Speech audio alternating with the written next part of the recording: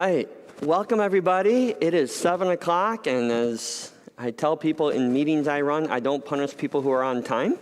So we're going to start on time. I'm sure there's more people going to roll in, and that's great. They're welcome to come in as we go. But we're going to get started. We probably could have chosen a smaller room tonight, but I'm not sure there is one with Alpha going on and everything else going on. It's kind of fun to be here on a busy night. Although it sure smells like good spaghetti, I kind of wish I would have had that for dinner.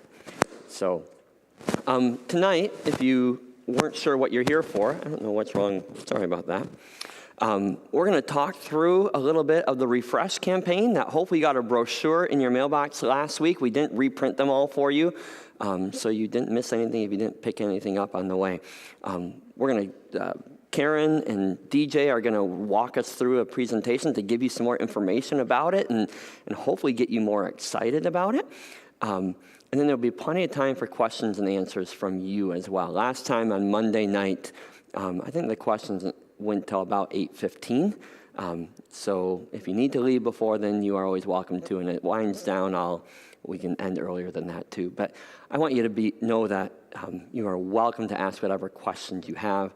And afterwards too, I know some people in a crowd, even this size, aren't real comfortable raising their hands and asking questions.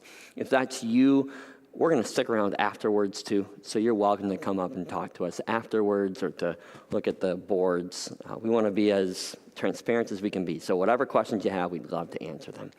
So it's been fun for me. I wish I could take credit and say this whole thing was my idea.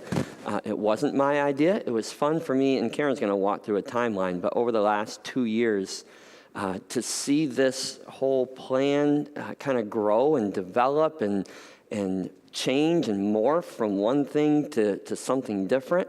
And over the last months, as we've been previewing it with different teams and different people on the council level, it's been fun to see people get more and more excited to see it and say, yeah, that makes sense. That's really a great idea.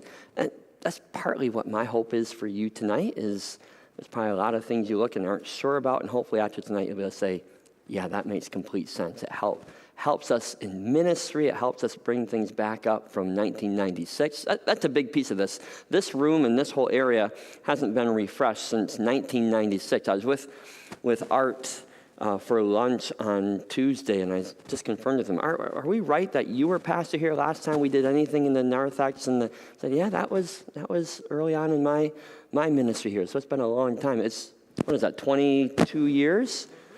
When I think of 1996, I think of we were expecting our first child in 1996, and now she's already out of the house and married. So it's been quite a while since we've done anything here. So there's a lot of good reasoning behind the refresh that you're going to hear tonight, and hopefully you'll see that too.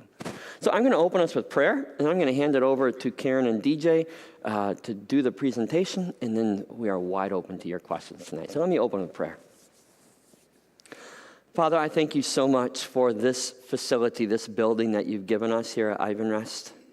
I think of all the people who have sat in this room, who have walked through the narthex, who have come to worship you, who have been inspired and challenged in this place, to all the people who you're going to bring into this place, for all the relationships that have been started or built here, for the weddings, the funerals, the baptisms. You have done a lot of work in this place, and a lot of us here in this room have experienced many years of spiritual growth here. And so I thank you for this place that helps facilitate the ministry you want to do. And as we look at improving and keeping this facility up to date and make it even more effective for ministry, I pray that you give us great discernment, great understanding of where you're leading, what you desire, and how we can best grow your kingdom through active discipleship.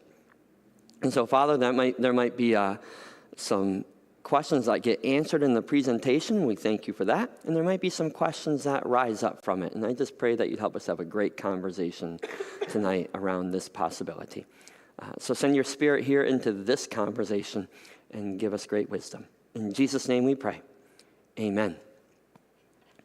So Karen and DJ are both on admin team. Karen is our chair. DJ is on admin, and he also attends facilities and was chair of the long-term site plan team, which you're going to hear about. So I'm going to hand things over to you guys to carry us through the presentation time. Thanks, Tony.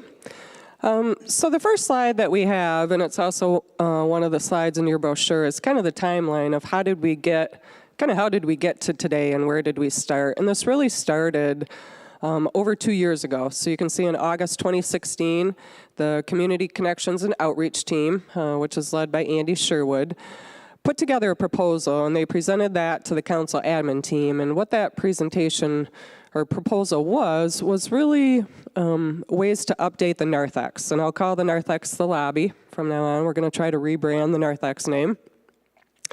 But it was really ways to open up the walls in there and the sight lines in there and to make it visitor-friendly, more visitor-friendly, so that you could see people coming and going.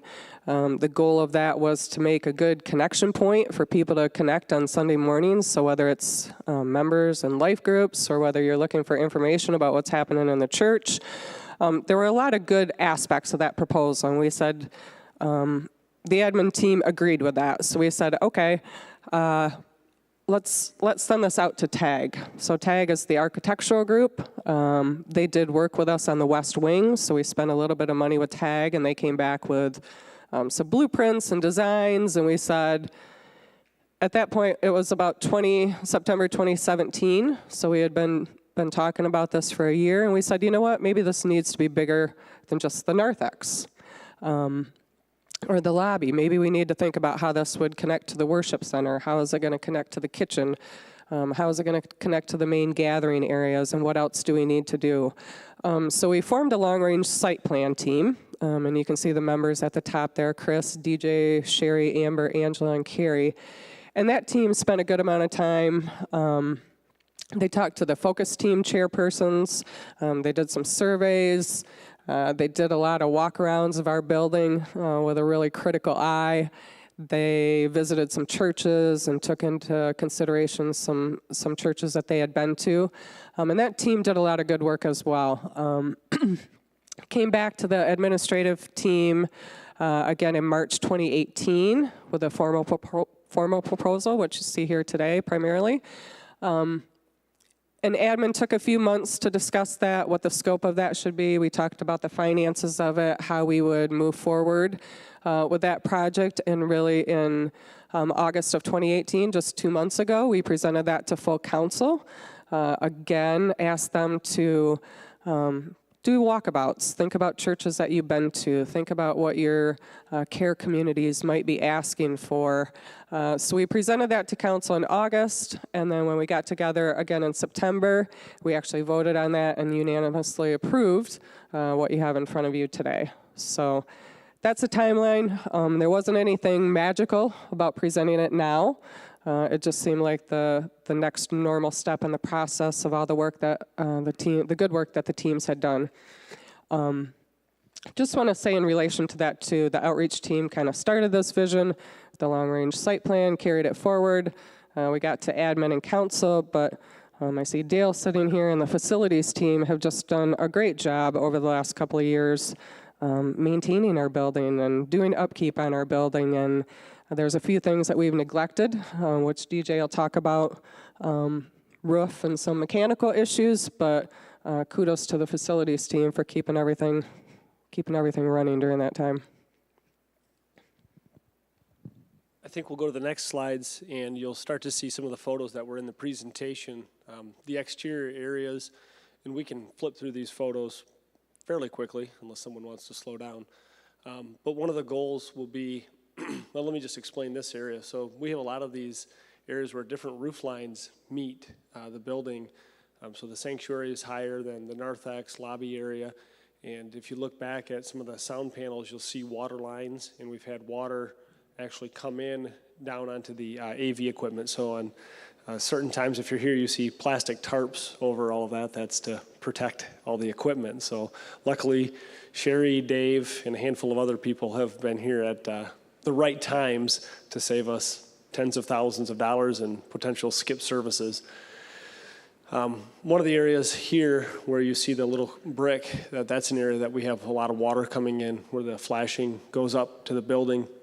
So the exterior is not just the aesthetics shown in these renderings and updating the aesthetics, getting rid of all of the old shingles, some of which are falling down, and the wood walls that are starting to deteriorate, but it's also structural or functional with the roofing that needs to be done. Again, another good example of crack seals. I don't know how many times Great Lakes has been here this year. It's got to be at least a dozen to work on different cracks or leaks in the roof. So that's something that has to be done fairly quickly. You can flip to the interior. So in these interior areas, these are obviously examples. You could walk back there right now. But we wanted to show some examples and just kind of a clean eye. You know, when you have 150, 200, 300 people back there on Sunday, maybe you don't see that. But if you start to take a critical look at things and opening up those sight lines, so the photo on the right is standing at the handicap entrance, in this area would be minimized. So we would just have 3 columns total in the narthex lobby area. So it would really open that whole area up and add a lot of capacity for either soft seating or groups of people to congregate together. All the roof heights, ceiling heights rather, as much as we can, we're going to push those up, but there's a variety of different heights back there, so we couldn't get to my common goal of having maybe one 10-foot or 12-foot level, but we're going to work on all new updated lighting, all to LED, energy efficient products, and open that area up.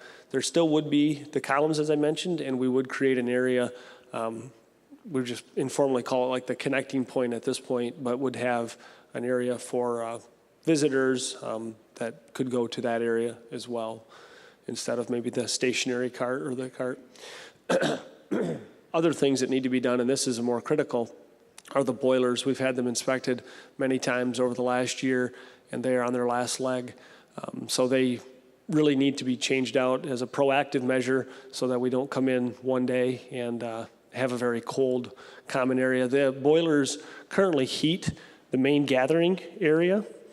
And so if you've ever seen there's some window air conditioner units here. We also investigated the idea, the boilers are currently in this mechanical room, but investigated the idea of putting 1 or 2 rooftop units on the building, like we have other rooftop units to heat and cool. But given the ceiling heights that we have to work with and the old construction, putting rooftop units on those areas would be very inefficient because the ductwork would be up and exposed on top of the building instead of built into bulkheads. So replacing the boiler is somewhat proactive, even though I think it's got 30 years on it from what I gathered from dates and serial numbers. And we just don't want to come in and have a 1 or 2 week delay waiting for new boilers to show up some cold December day. Other areas of this project would include the narthex lobby, but also into the sanctuary. So refinishing the pews and repadding and reupholstering the seats. None of the colors have been picked out yet. We're really kind of staying high level. We have to dive into all the design aspects and details, but also reworking the stage. From what I gather, there are a couple stages underneath this stage, and one of the goals would be maybe something that more people have a concern about would be removing the organ and utilizing the space that that gives us in reconfiguring the stage so that it's better for cabling, wiring, and just layout. Right now, if you walk up there, and I don't think a lot of people do, but we've got a lot of wires in that black chase back there, so we'd be changing this up.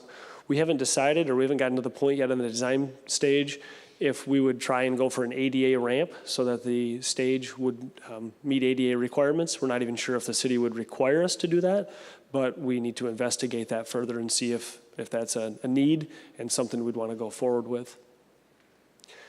All the windows for energy efficiency, the photo on the right got me thinking of that, would be updated. So we would go to the aluminum anodized windows that we have in the west wing and start to get a more common feel there and updated look. And again, we'd have to work with someone on what do we do to screen them if we want to have some sort of filter on them, or if we go clear. But it would also be double pane versus the current single pane. And if anyone sits along the left wall in the winter, you can sometimes feel it just a little bit, or a lot, depending on how you feel on the side of your body. Next photos, anything else? So these are just some renderings that the architectural team provided for us. Of course, the stuff on the bottom would be the inside of the building, so opening it up, and then the renderings of the exterior of the building. Another big item that would come out of this would be, I don't know how if you want to say losing or growing the Narthex welcome area into the connections room. So one of the thoughts would be to have a TV streaming the service with some soft seating, some different tables and things back there, so that when parents have young children, or if someone doesn't feel comfortable maybe being inside the sanctuary, could also use that room. That room could also double as Bible studies during the week, but just would give us more area to use. I know people might say, well, we were taking a room that was closed off and now we're opening it up. But when we really have a service exit, it does seem that this area becomes really full. So the thought was that we could use this for multiple different items, even the Easter egg hunt in the spring, if we had moved inside, or just having more usable space inside. One of the values that spoken of too with that area, the seating area back there, is after church on a Sunday morning with the Narthex we have now, oftentimes people want to talk, build relationship for a significant amount of time. You're going to be there for 15, 20 minutes, and there's no place to sit unless you can grab one of those tables right in the corner. So our hope would be that it would encourage people to, if you want to have a conversation with Tony for 20 minutes, let's go sit down in that where there's comfortable seating and place to set your coffee, and just a lot more comfortable for those longer relationship building conversations. So I was going to ask DJ if I can also, on the top exterior questions, I think there was some wondering last Monday what that second story structure is. Can you explain that? I think there was some confusion about what that is. Yeah, so you'll see these windows here were designed to match the windows down here. These are not functional windows, they're just for aesthetics only. We could decide to light them so they're lit at night and have a nice presence from the street when you drive by. But this right now is really just a parapet or a false wall that hides any of the mechanicals up there. So I kind of call it the top hat. It looks like a top hat of the church, but that's not necessarily really functional. It's not as though we're going to have windows up in those areas or those cavities, if you will, of the wall. They would just be for aesthetics, just for architectural appeal, similar to these brackets. These brackets are just holding this ridge cap up. They're not, performing anything outside of just having nice aesthetics for the building. And then the drive-through area also would be raised up so that a little larger vehicle could get through there if needed as well. But one of the goals in the project was to try and let as much natural light into the Narthex welcome area. And so by raising that up a little bit, that was also something we could accomplish. And then we would look at respacing the doors. Currently we have 2, followed by a long bank of single pane windows, and then the handicap door. The handicap door would stay where it's at, but we'd respace that second door so that they're more consistent. We'd actually shift this first door that, if you're ever greeting there and someone opens the door, you get a blast of air behind you. We'd shift that one down 3 bays, and so it would be in the middle. We did look at, and one of the questions came up was putting in a vestibule area in here. So we have an airlock on this door and we have an airlock on the west wing. But if we did that in this space, we'd have to come into the building or build out. And building out would be a significant amount of money for the small square footage we picked up. And coming into the building, we would lose square footage in that hallway. So we didn't see it beneficial to come in the building or to push out the building, just to update and then try and have a common set of doors that everyone would use from that space. So we didn't want to go too far one way or too far another. I think you see the benefits on the last slide, and I don't know, Karen, if you want to talk about those, and I can talk about the slide after. Yeah, sure.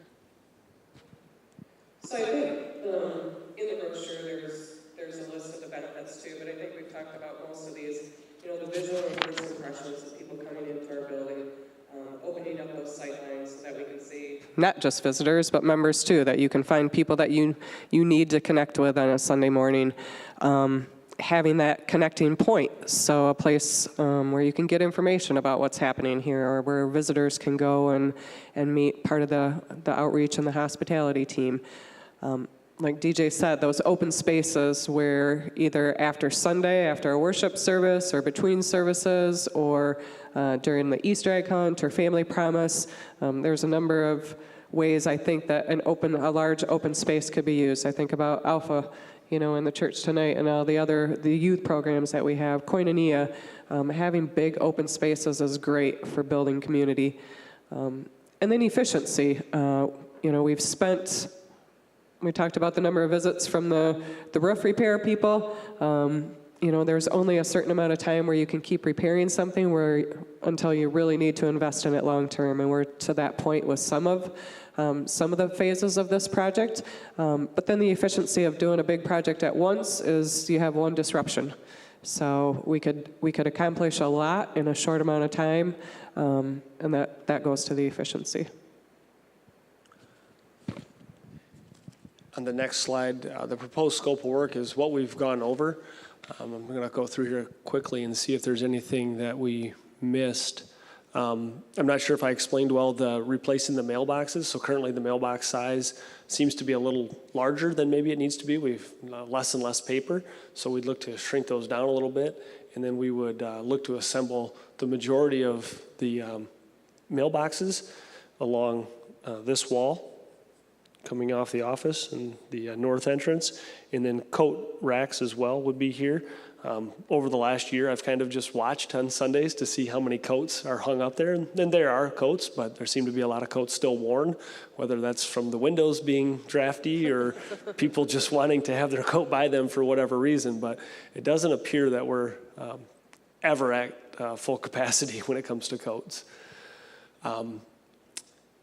The roof modifications, the other things that we didn't mention just yet, but our team did meet with Lori Vander Venen about the kitchen. So we looked at if we're going to open this whole area up, and then we end up having coffee, or we have an area, we talked about coffee bars, we talked about all kinds of things, and we saw a lot of different things. People have, in their churches have huge coffee bars and beverage centers and different things, and we thought, we don't want to go too far with that. So we liked what we currently have. With as regards to the volume of coffee, right? Instead of having a speedway there and everybody can get a slushie to mocha or whatever they want.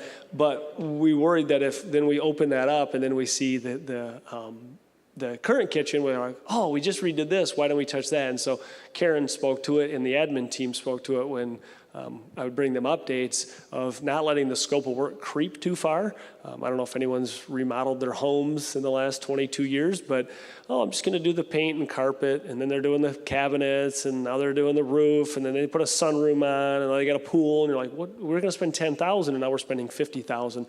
We really tried to rein that in and pull back on that, but we did think in the kitchen that we would be updating the faces of cabinets, reconfiguring. One thing we heard is storage. Having more storage for food, so larger refrigerators. We heard some pros and cons in the Monday meeting about commercial dishwashers, and we'll probably pull back from that because we don't want to have state inspections and a whole bunch of regulations that we have to worry about, but maybe a well-built residential dishwasher for doing some of that, but we haven't decided on that yet. The jury's still out. But just making sure that when that's opened, if you see the refreshed narthex lobby area, that the kitchen also looks refreshed at the same time and not too dated. And then the other on the bottom there, refreshing the main gathering room, so carpet, paint, and then replacing the west wing carpet. So one of the things through the project that will be is the timing, and ideally timing would be when we could move services to the west wing.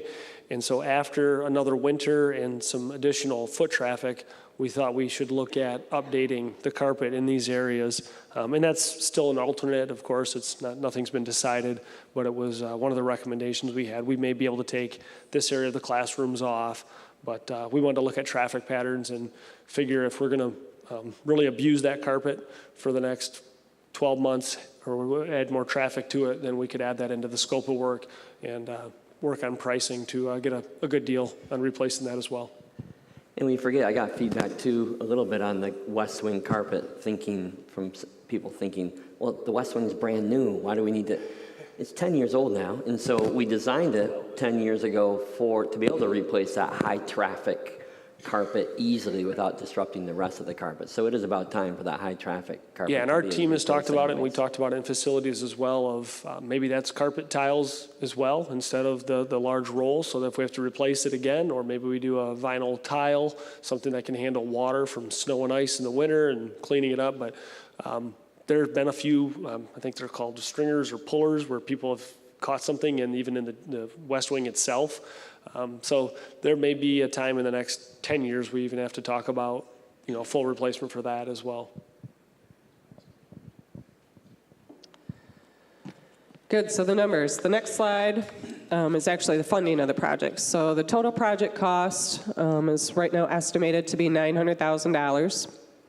What we're recommending for upfront cash, so before we would break ground or enter contracts or anything like that, we would have upfront cash of $350,000 on hand.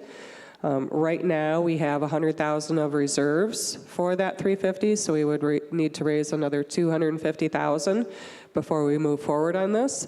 The $100,000 in reserves right now, it's a combination of reserves that we have for things like the roof and the boiler, and some other facilities types things.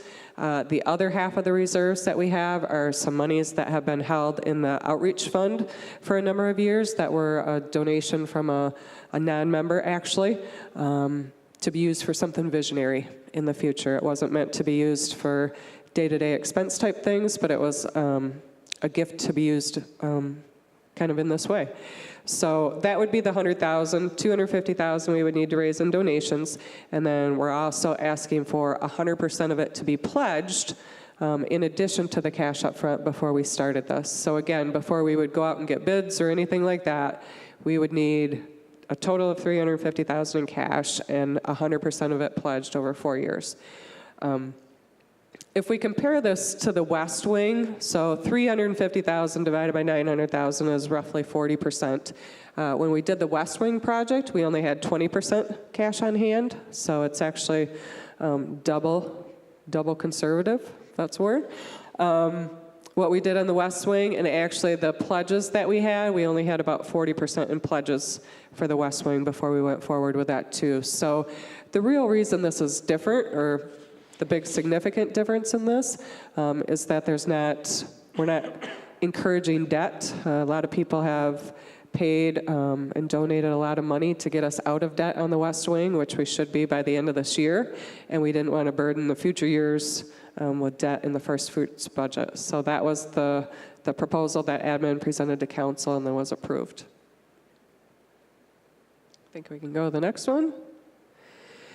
So as the finance team was working through how do we bring this to admin, how do we bring this to council, 800,000, 900,000, it's a really big number. So the finance team got together and we said, okay, how do you break this down into manageable pieces? Is this even something that is responsible to consider at this point? So if you just go down the left side of the list there, so 5 donors, 20, 50, 60, 75, you add those up and you get up to about 210 giving units, which is about what we have here. We have about 200 families or individuals who are giving on a regular basis.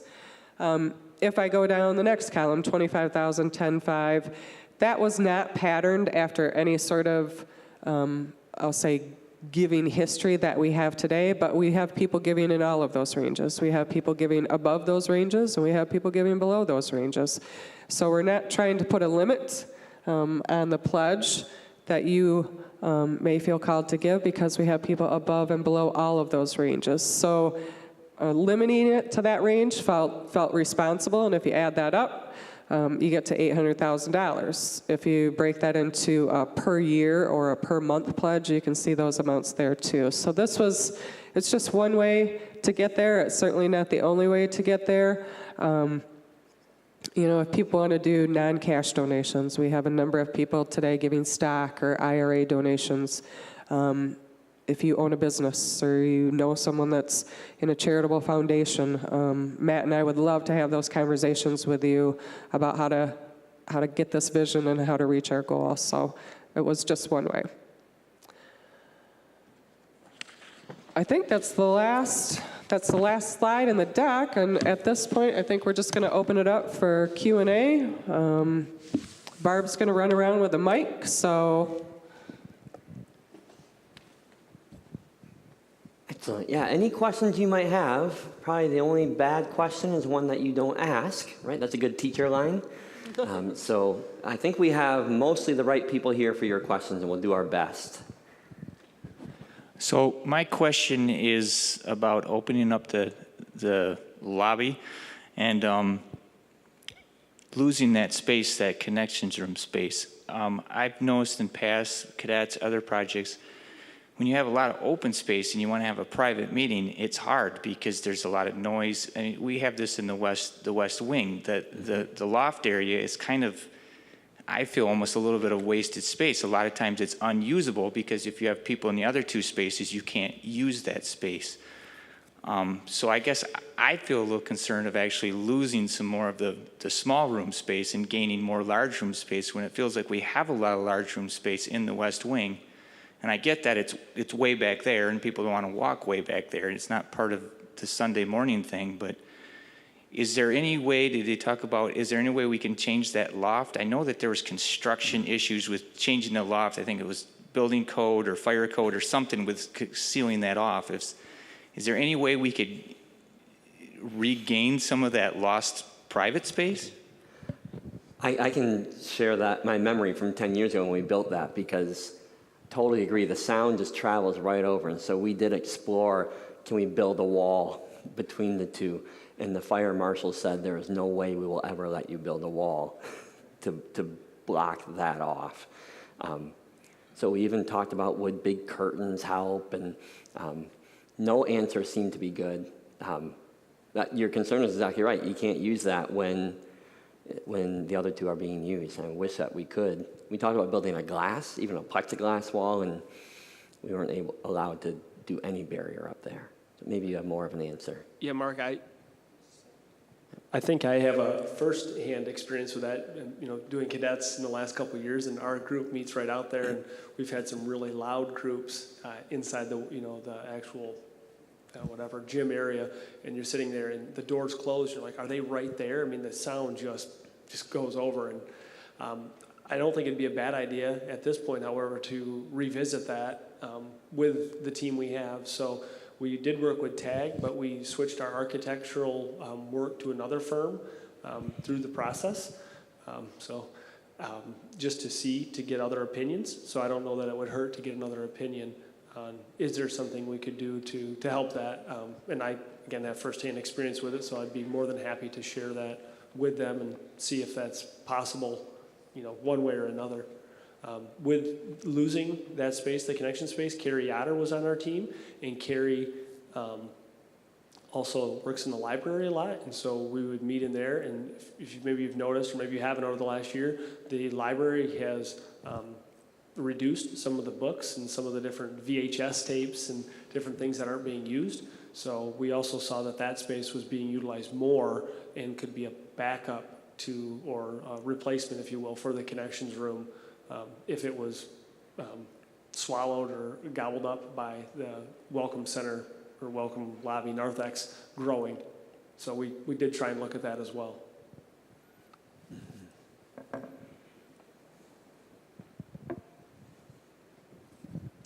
I have a two-part question for you. The first is, the pledges are over 4 years.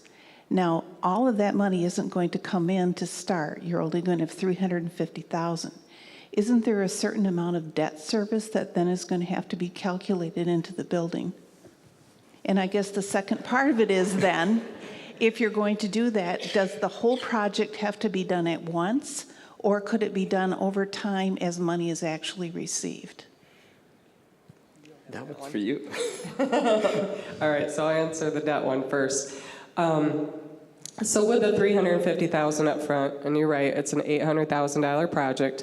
So You have the thing that we $900,000. don't know yet is how much cash will we get up front, right? So throughout this pledge process, and there will be a pledge card in your mailbox this week, Sunday, is on that card, it asks for your 4-year pledge and it asks for your cash up front amount, if you know that.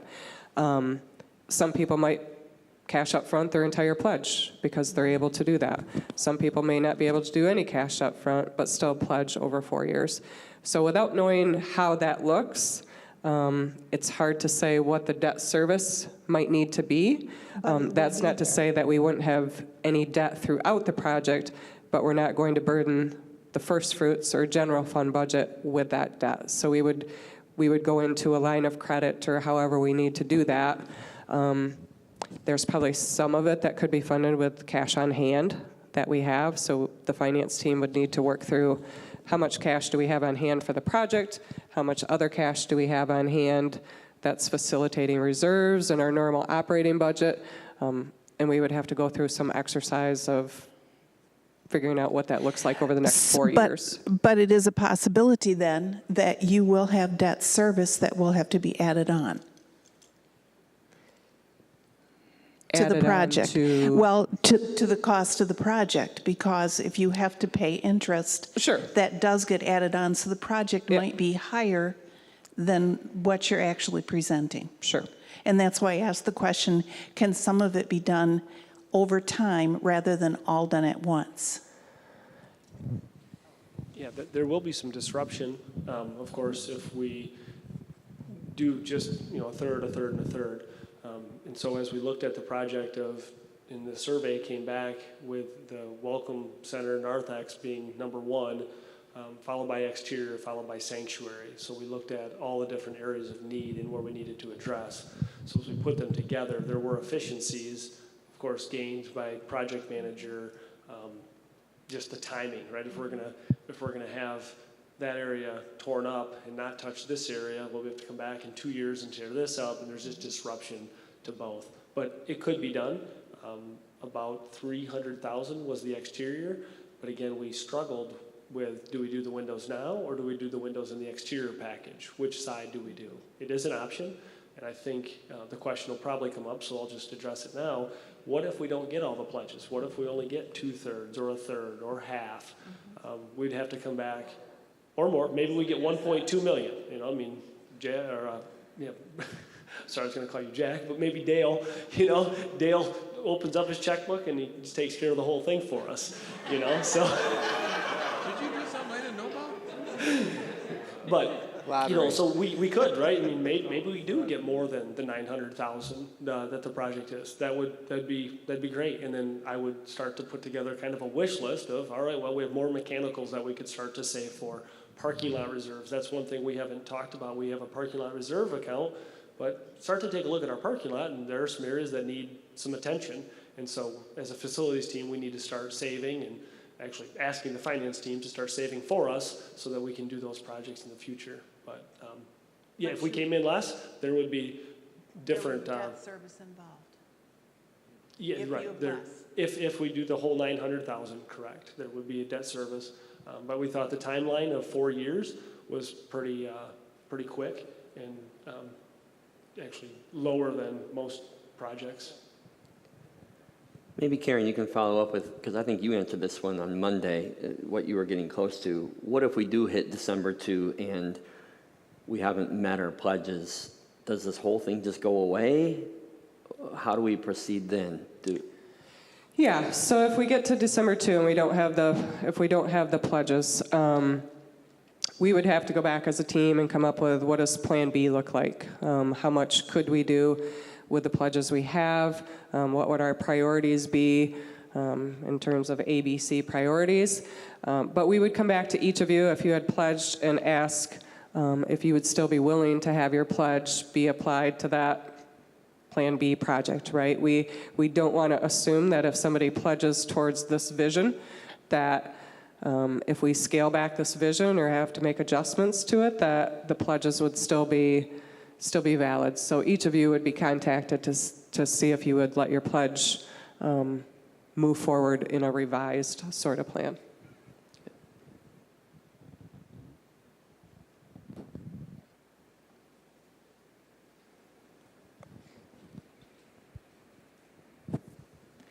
what percentage of the project is the boilers and the roof, and can that be held off until the cash is raised?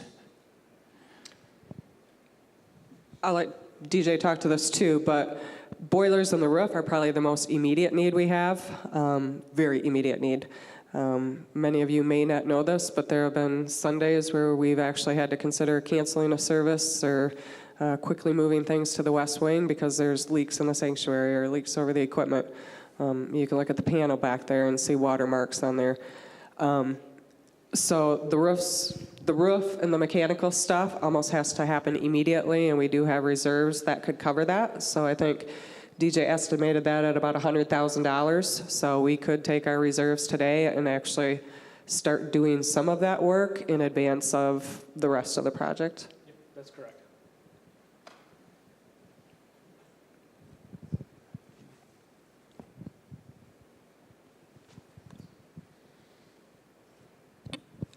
My main concern is the lighting here in the worship center, and that hasn't, it was mentioned that would change in the narthex or the lobby.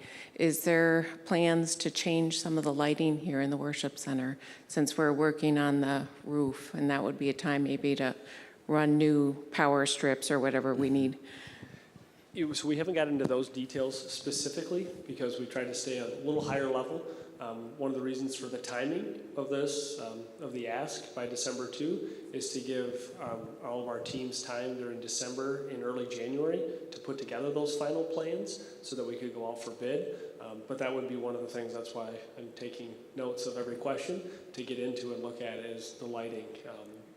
The question was brought up on Monday about communications, the way that people currently engage in church, and there may be some people that are more comfortable staying in the narthex or lobby and watching it on an iPad or watching it in the west wing on an iPad or on a different TV. So we've got to think about how do we leave room for cables or wireless connectivity through the church. So that'll be one of the things in the technology piece we have to address. You'll be happy to hear, Jan. Just yesterday morning, Matt and I were standing, I think Sherry was there, standing in the back, dreaming about what could happen in here. And one of the things we said, we need some better lighting on the stage. So we just had... Yep. Yep, because your front light is at a down angle. If we could get just a couple floodlights in the back. So...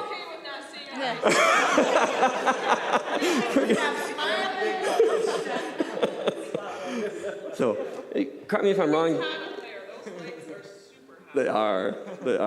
So if I'm right, DJ, for budget-wise, none of the details have been worked out, but there's kind of a bucket set aside for sanctuary work, and once the plan gets kind of approved, then we can work on the details, like can we get the lighting in and Yes, and that that's kind of 100% stuff. correct. That's Okay. why if we had 1.2 million in pledges, we'd be in a great place. Right. We'll get everything we want. Yeah. Perfect. But yeah, those conversations are happening, Jan. You're exactly right.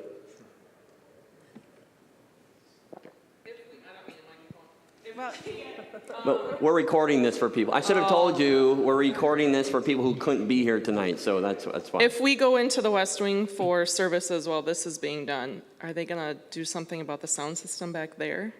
Because half the time it works on a Sunday for a youth group and half the time it doesn't, and the screen works and the screen doesn't. Is there some updating that's going to be done back there if we're going to be back there for a while?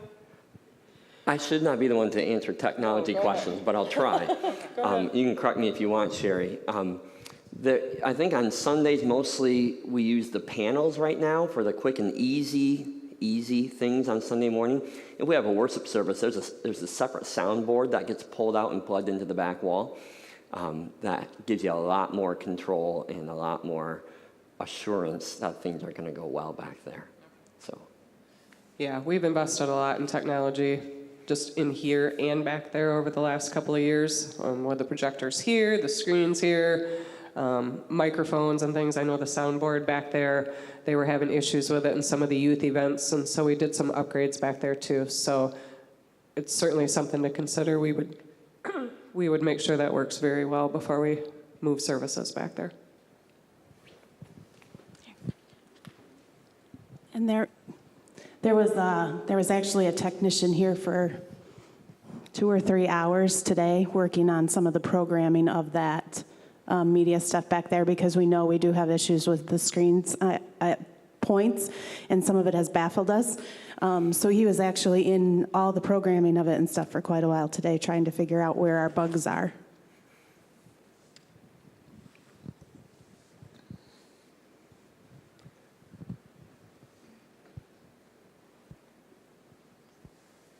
I thought there was a question asked Monday that's worth asking again, because I think it's maybe one of those questions that people don't dare ask, and yet they wonder about. And so I'm going to ask it and then have us answer it, if I can answer my own question a little bit. Sure. The question Monday was, the individual said, it seems to me that, wondering if this is the right time, because it seems to me that we're having struggles meeting budget, and numbers seem to be going down in worship. So is now the right time to be having these conversations? And Karen, you answered that first part, and I'll answer that second part. Yeah, so if I think about the budget, this is my 4th year on council, 4th year on the finance team. Pre-Australia, I was deacon. I honestly can't remember a time that we didn't have a balanced budget at the end of the year. We get to the end of the year, we communicate throughout the year where we are with first fruits. We may not necessarily hit the absolute budgeted receipts number that we budgeted for the year, but we manage the expenses to that too. And we have not had to have, at least in my memory, any of the difficult conversations that I know other area churches have. We don't talk about cutting programs or cutting staff. We don't talk about cutting ministry shares or things like that. We have people who are very responsible with the budgets that they have, and I think this is an extremely generous church when we look at giving. We just finished a Christian Ed year in August, and we communicated throughout the year what we needed to hit that commitment, and we met that in full in August. So, another year of hitting that target. We have regular attenders and visitors who are giving regularly. Online giving, we're seeing increasing. So even if people aren't here weekly, they're giving on a regular basis. And I just think about 2 recent examples that were completely outside of our budget with, if you remember the volcano in Guatemala, we collected money for Dan and Heidi Smith and Paradise Bound, and in just a few short weeks, we collected $5,000 for them. Jared and Susan Bentham just had an issue where their school was broken into, and we put an announcement in, and we collect $5,000 for them. It's really fun to be on finance when that kind of stuff happens. We're coming into Thanksgiving and faith promise pledges and end of year giving, and it is a blessing to see the giving in this church. So thank you. And the attendance piece, that was a fascinating question. And those of you who go to Adult Eye Study, you know where my answer is going, because we just talked about that for the first 2 weeks of Eye Study this month. Of a cultural trend that churches around West Michigan, around the nation, are experiencing. In fact, I just had a lunch meeting with a number of other CRCs in the greater Grand Rapids area who are our same size, our same type of church, talking about this very same thing and wrestling through this issue. Because the cultural trend is, it used to be that we defined twicers at church as people who came twice a Sunday. Now the culture has shifted so much that twicers are twice a month. And that is, I think it was Barna who did the research, or one organization like that they looked at committed church members, not visitors, but committed church members. They now attend church an average of 2 times a month. So it's interesting to see, and then to figure out what are we going to do with it? How do we understand that? Because they're still fully committed to this as their church home. They're still giving financially to the full extent that they always have. They're still often volunteering really well in other areas, but they're coming twice a month. So it used to be the only way that we measure church health was giving and attendance. And your church is healthy if both of those are good. We're going to have to look for different measurements in some way. I don't know exactly how to do that to measure church health besides just attendance.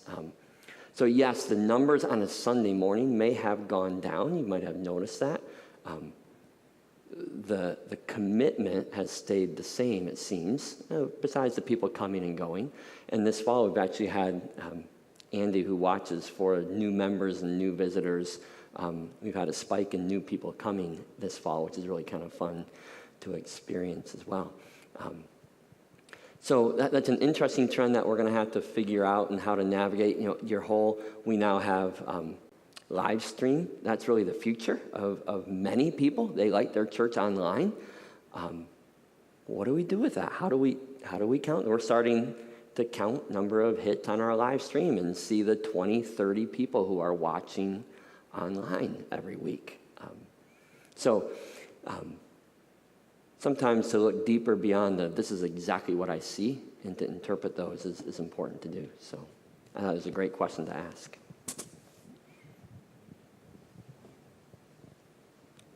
Other questions?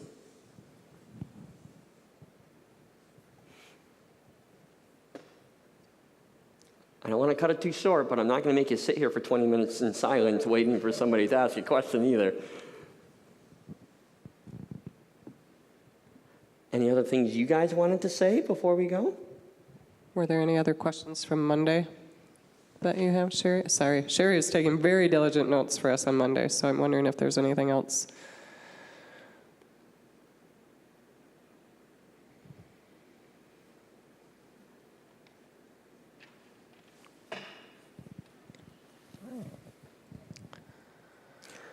So how long, DJ, one that somebody asked, how long would we be displaced from this area and in the West Wing if we were able to get the go? And Approximately 8 to 12 weeks would be the cycle. So we look to have the pledges in place by December 2nd, have another month and a half of planning, put the project out for bid in the first quarter, lock everything down, and then start sometime at the end of May. I'd like to do 1st of May, but probably the end of May, 1st of June, and then hopefully not have too much disruption as people are coming back from summer.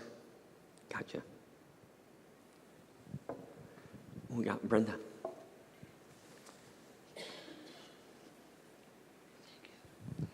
Would you say again what you plan to do about the organ? Are you going to get rid of it?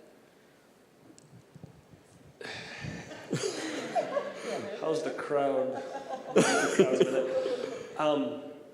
Yeah, so before Monday's meeting, we were a little bit stuck of where would we go with the organ. Yes, the plan would be to get rid of it, and by your facial expression, you're thinking the dumpster is where you'd like to go. But someone commented on Monday that their father, I believe, services the organ or had service and would be willing to maybe even buy it back or find another home.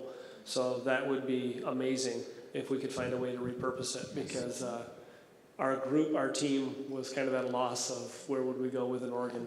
That would actually be amazing grace. Would you expand the platform then? Is that the idea? Yeah, so we would look at utilization of all the space here, up to this column. And so could we make the stage larger? Do we take the steps and make them deeper?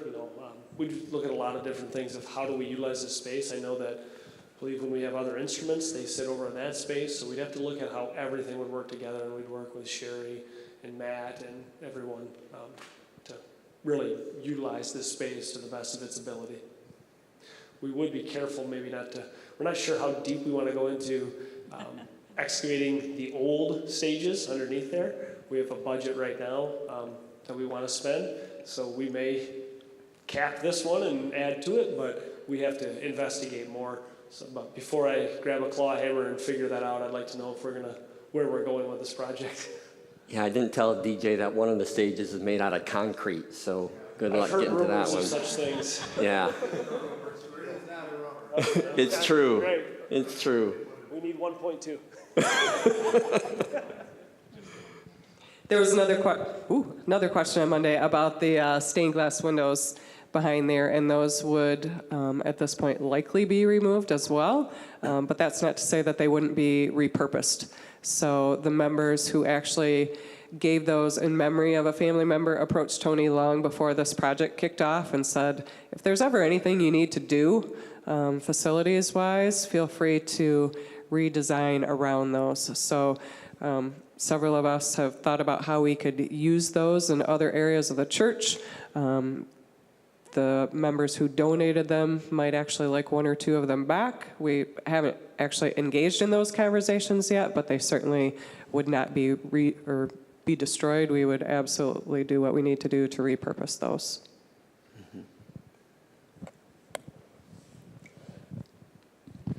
Is there any thought about taking the drums out of there and putting them more in the box type thing I've seen in other churches? Because I know there are a lot of complaints about how loud the drums are. So I just was wondering. Sure. That's been a debate, ever since we got the drums and used them more, that's been a debate and discussion. So I'm sure it would be a discussion again. I'm not going to promise any results of that discussion, but I'm sure, one of the things we talked about is if we're going to work on the stage is, do we raise that drum pit up and make it level with that? I'm sure the question would come, how can we best control the sound? There's some side, again, you get extremes on either side. People say, I hate playing drums in that box. I might as well be in a different room. And some people who say, I love it when the drummer is in the box and I can't hear it. If I can turn them down on my hearing aid and never hear a drum. And it's not age thing, it can go either way. So I'm sure that will be part of the discussion of how do we best serve the drums. Right now, if it's too loud for we always wanted to make a map of heat and cold and loud and soft in this room, because there's certain spots that are hot, certain spots that are cold, certain spots that are loud, certain places that are soft. And we can make a map for you of where you want to sit. If you want warm and quiet, here's where you sit. If you want warm and soft, here's where you sit. And No one provided me this map. No, right now it's all up here. So, anyways. Yeah, you could do small group assignments by how they want the floors. Sure, sure. So, good question though, Ruth.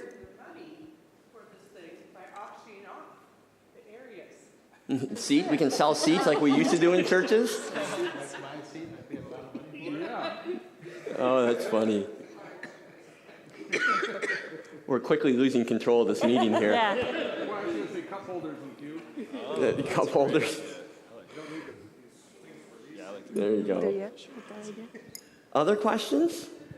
Again, it's almost 8 o'clock. I don't want to cut you short, but are we good? All right. Then I'm going to wrap us up. Encourage you again, as I did from the beginning. At the beginning, we're going to be here. If you want to come look at the pictures, ask more specific questions. If there's something you wanted to ask about and you didn't want to ask in front of the crowd, please come talk to us. We're happy to do that. And on the back of the brochure are the names of all the people who are on that Refresh team. The three of us, Sherry and Matt Cunnan. Matt's wife is child's due any day, so I can't believe he's not here. But he'd be happy. He's got nothing to do then. He can answer questions too. And in the meantime, having been here, as you walk out, take a look at, with maybe new eyes, at what needs to be refreshed, what could be refreshed. If you're at all like me, I live in my house and I see it every day, so I don't see that the paint has faded and it's fine by me. And then but when you walk into somebody else's house, you notice all those things, right? So maybe walk through, look at the carpet, look at the walls, and with new eyes, look at this room and say, yeah, that could use some updating since 1996. So I encourage you to do that as you consider how you might be a part of this process. So let me wrap up with prayer, and then I want to thank you for being here, and then you're free to come up or leave as you wish. So let's pray. God, thank you for all the work that people have put into this project and dreaming and imagining what could happen and what could be. And I thank you for this community of Ivan Rest Church. Again, we are so blessed to be a church that's talking about these kind of opportunities, that has the ability to dream and plan and keep moving forward. And we're grateful. And we know that's the gift of your Holy Spirit. That's your goodness and your amazing grace in our lives. And so we're thankful for this opportunity. We pray that you would help each of us then to consider, first of all, ask the questions we need to ask and get the answers we need, and then hopefully consider how we might be a part and how we might invest, not just in this building, but invest in this ministry that happens here, and invest in the lives of the people who call this their church home, and invest in the lives of the people we haven't even met yet, who will walk through those doors and experience this place and hopefully this community and these people in a fresh, new, exciting way. We want this to be about you, God. And so we pray that you would help us to keep that focus and make decisions that are wise, that are kingdom wise, for your glory. Thank you for tonight. Thank you for the conversation, for the questions and the laughter that we could share together too. In Jesus' name we pray. Amen. Thank you so much for coming. Come on up if you have questions or you want to look at the drawings some more.